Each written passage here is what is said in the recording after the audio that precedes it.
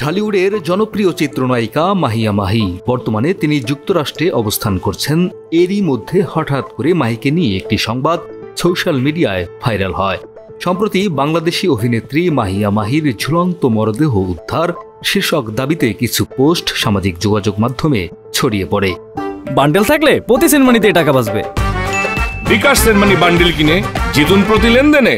এ ধরনের মন গড়া ও ভুয়া তথ্য দ্রুতই ভাইরাল হয় ফেসবুক সহ বিভিন্ন মাধ্যমে। বিষয়টি যুক্তরাষ্ট্রে থাকা মাহিয়া মাহির নজরে আসার সঙ্গে সঙ্গে গতকাল মধ্যরাতে নিজের ফেসবুক প্রোফাইলে একটি পোস্ট দেন। তাতে তিনি লেখেন, আমি আছি, মরি নাই রে ভাই। তার এই স্ট্যাটাস মুহূর্তেই ভাইরাল হয়ে যায়।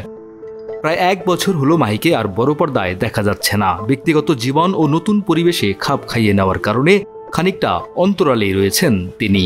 তবে ফেসবুকে সক্রিয় থাকার কারণে বিভিন্ন সময় আলোচনায় থাকেন এই জনপ্রিয় চিত্রনায়িকা।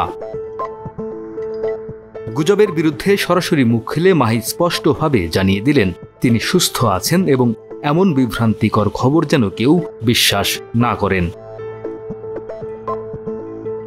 ব্যক্তিগত জীবন ও ক্যারিয়ার নিয়ে বেশ কিছুদিন আলোচনায় ছিলেন মাহি। দ্বিতীয় সংসার ভেঙে যাওয়ার পর রূপালী পর্দায় নিয়মিত দেখা যাচ্ছে না তাকে। সর্বশেষ তাকে দেখা গেছে শাকিব খানের রাজকুমার সিনেমায় অতিথি চরিত্রে। 2024 সালে মুক্তিপ্রাপ্ত সিনেমাটিতে শাকিব খানের মায়ের ভূমিকায় অভিনয় করে প্রশংসা কুড়ান মাহিয়া মাহি। ডেস্ক রিপোর্ট, আমাদের সময়।